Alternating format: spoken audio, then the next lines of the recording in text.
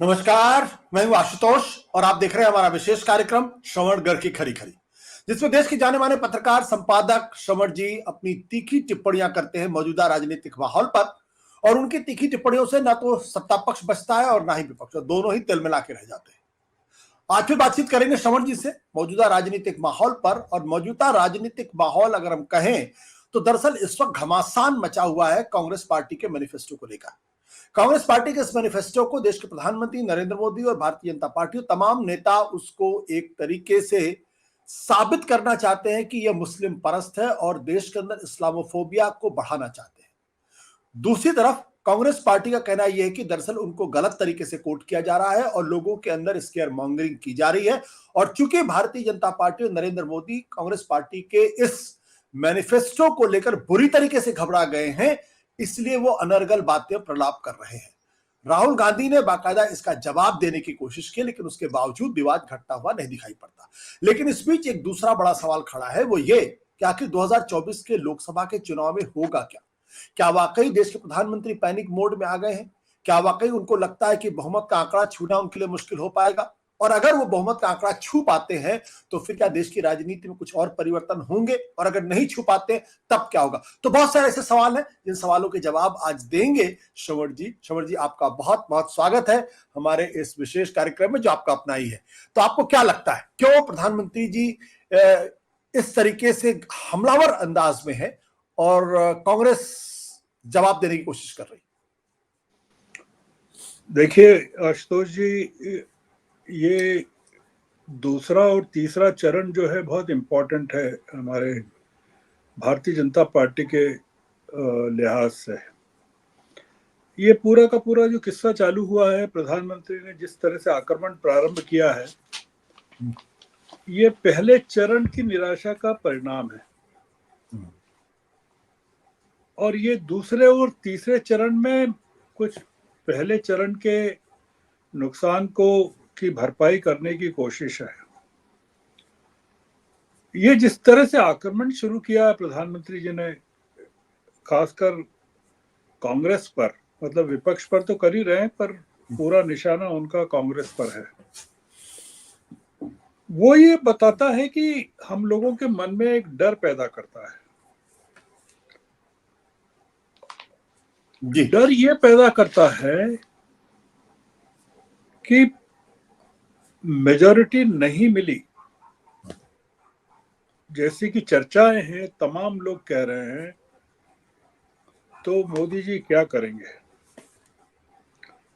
अगर वो सरकार बनाने में सक्षम हो जाते हैं, जैसा कि अधिकतर लोगों का मानना है, उनके समर्थकों का मानना है कि वो बना लेंगे, तो क्या करेंगे? और अगर किसी भी तरह से, जैसी चर्चाएं हैं, ईवीएम के जरिए या और जरूर से वो कंफर्टेबल नंबर मिल जाते हैं, जैसा वो दावा कर रहे हैं, तो देश में क्या होगा? इसका कारण यह है, इन चर्चाओं का कारण यह है कि प्रधानमंत्री ने जिस तरह का झूठ का सहारा लेकर जो आक्रमण शुरू किया है, वो ये बताता है कि प्रधानमंत्री अब किसी भी जगह रुकने वाले नहीं है। ये एक बहाना है, ये जो घोषणा पत्र है कांग्रेस का, ये तो एक बहाना है। जो ताजा उन्होंने सैम पिट्रोडा के बयान को उठाया है, सैम पिट्रोडा ने जो कहा है वो अमेरिका के संदर्भ में कहा है। वो 60 सालों से अमेरिका में रह रहे हैं, 60 इयर्स, और वो वहां के इनहेरिटेंस लॉ के बारे में बात कर रहे हैं। वो कोई भारत के बारे में बात नहीं कर रहे हैं। और न ही कांग्रेस के घोषणा पत्र में उस बारे में कोई चर्चा है या एक शब्द भी है। पर चूंकि प्रधानमंत्री अब निकल पड़े हैं युद्ध के लिए, और उसमें युद्ध में तो कुछ होता नहीं है ना, सच और झूठ तो होता नहीं है। तो इसलिए, और दूसरी चीज ये कि वो इन चीजों में कोई अपनी पार्टी के लोगों से पूछते नहीं है, कोई कंसल्ट नहीं करते हैं। वो एक व्यक्ति है, मतलब हमको पता है नोटबंदी के बारे में जब उन्होंने फैसला लिया था, तो घोषणा करने के ठीक पहले उन्होंने कुछ लोगों को बुलाया था मंत्रिमंडल को, और किस तरह से उन्होंने घोषणा की थी ये सबको पता है। तो मंत्रिमंडल का होना, कैबिनेट का होना, पार्टी के पार्लियामेंट्री बोर्ड का होना प्रधानमंत्री के लिए कोई मायने नहीं रखता है कि वो किसी से पूछ के कहते हो कि मुझे ये लाइन लेना है और आपको इस तरह की लाइन लेना है। देखिए, जो चिंताएं हैं वो प्रधानमंत्री लगातार बढ़ा रहे हैं, और इसलिए बढ़ा रहे हैं कि उन्होंने चुनावी प्रचार को एक अलग ही किस्म के, जिसको कह सकते हैं कि उत्तेजना के मोड में डाल दिया है। मतलब ये नॉर्मल चुनाव प्रचार नहीं रह गया है, और वो लगातार इसको जितनी जगह जा रहे हैं, अब जहां से शुरू किया उन्होंने राजस्थान से, उसके बाद जहां जहां गए वो तमाम चीजों को दोहरा रहे हैं, बढ़ा रहे हैं। अलीगढ़ गए हों, गोवा गए हों, जहां गए हों, टोंक गए हों, उन्होंने इन चीजों को और बढ़ाया है। उनको लग रहा है कि ये क्लिक कर गया है। मतलब उन्होंने जहां से शुरू किया था, उसके बाद उनको लगा कि कांग्रेस, अब बचाव की मुद्रा में उन्होंने ला दिया है कांग्रेस को, और पूरा का पूरा जो इलेक्शन का डिस्कोर्स है उसको चेंज कर दिया है, और कांग्रेस को घोषणा पत्र से डिविएट कर दिया, उनका ऐसा मानना है। लोग भूल जाएंगे, क्योंकि लोगों के मन में अगर ये एक चीज बैठ जाए कि प्रधानमंत्री हमारा सत्य नहीं बोलता है, तो फिर प्रधानमंत्री किसी दिन सत्य बोलेंगे तो उसको भी नहीं मानेंगे। क्योंकि प्रधानमंत्री ने जितनी चीजें कही हैं अभी तक, अल्पसंख्यकों को लेकर या कांग्रेस को लेकर या गांधी परिवार को लेकर, वो कोई सत्य नहीं है। वो सिद्ध हो चुका है कि सब उन्होंने जो कहा असत्य है। तो प्रधानमंत्री किसी दिन को सत्य भी कहेंगे तो लोग यकीन नहीं करेंगे। ये बिल्कुल भेड़िया आया वाला मामला है। तो एक जो चीज समझ में आ रही है कि अगर प्रधानमंत्री सत्ता में आ जाते हैं, और तो फिर जिस तरह का गुस्सा वो दिखा रहे हैं अभी अपोजिशन को लेकर, उसके प्रति उनका क्या नजरिया होगा।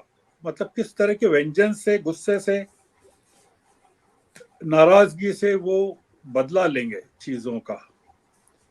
क्योंकि वो कोई इस तरह का संकेत नहीं दिखा रहे हैं कि वो डेमोक्रेट होकर चुनाव लड़ना चाहते हैं। वो जो बता रहे हैं वो ये बता रहे हैं कि वो बहुत नाराजगी के साथ, गुस्से में, वो बदले की भावना से चुनाव लड़ रहे हैं।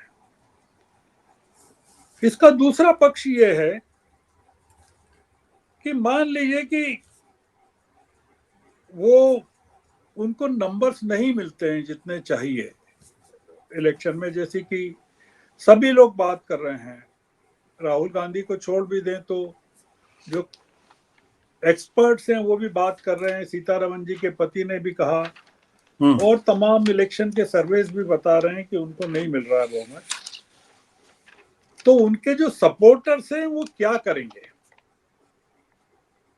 जी देखिए कि इजराइल का उदाहरण है हमारे सामने कि उन्होंने, नेतन्याहू ने पूरे अपोजिशन की परवाह नहीं करते हुए और देश की जनता की परवाह नहीं करते हुए वहां के कॉन्स्टिट्यूशन को बदल दिया। हम लोग जो रास्ते पर चल रहे हैं वो पूरा का पूरा इजराइल वाला मार्ग है। प्रधानमंत्री अगर तय कर लेंगे कि उनको ये करना है, तो क्या नहीं कर सकते, ये कि ये मुद्दा बचा है। मतलब अगर नंबर्स नहीं मिलते हैं और उनके लोग अगर तय कर लें कि अब जो नई हुकूमत आ सकती है उसको सत्ता में नहीं आने देना है, तो क्या कर सकते हैं।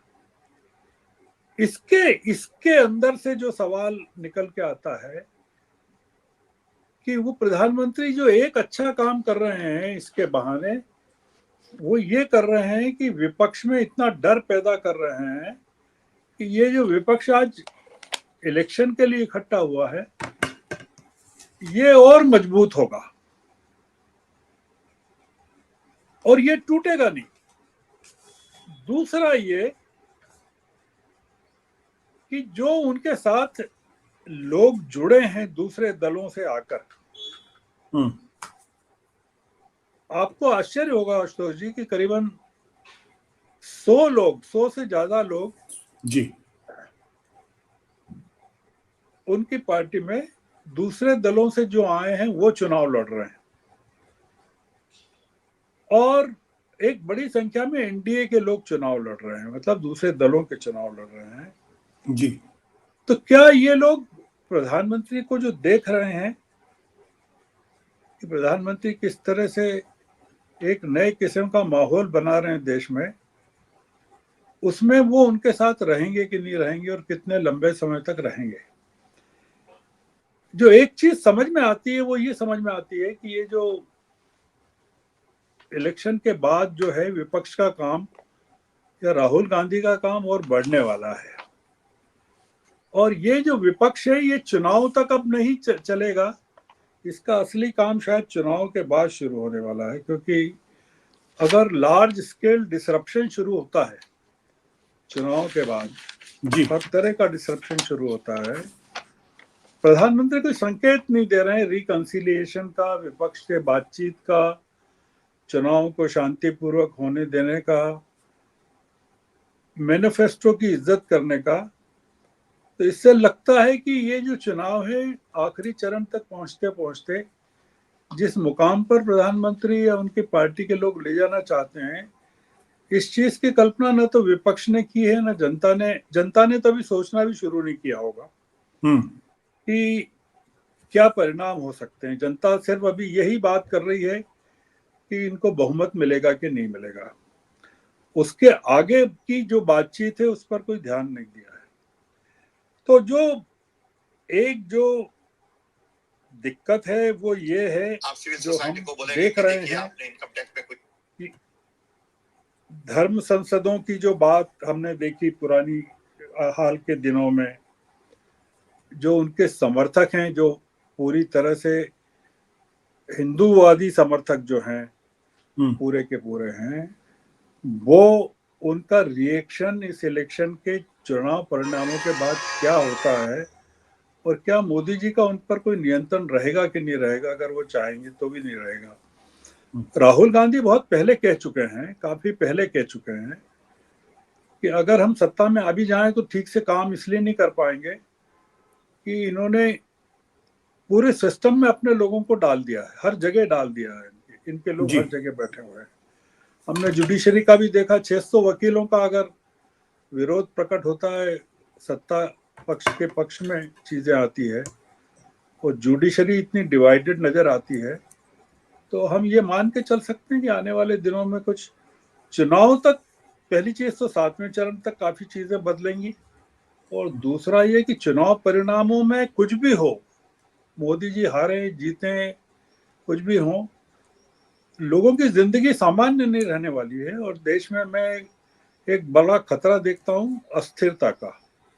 मैं गलत भी हो सकता हूँ, गलत होना भी चाहता हूँ, पर जो दिख रहा है प्रधानमंत्री जी के लगातार के भाषणों में जिस तरह की उत्तेजना दिख रही है, वो मुझे लगता है कि ये उत्तेजना सामान्य नहीं है और वो इसको किसी नतीजे पर पहुंचाना चाहते हैं। विपक्ष और राहुल गांधी उसका कैसे जवाब देते हैं ये देखने की बात है। जी जी, थैंक यू सर।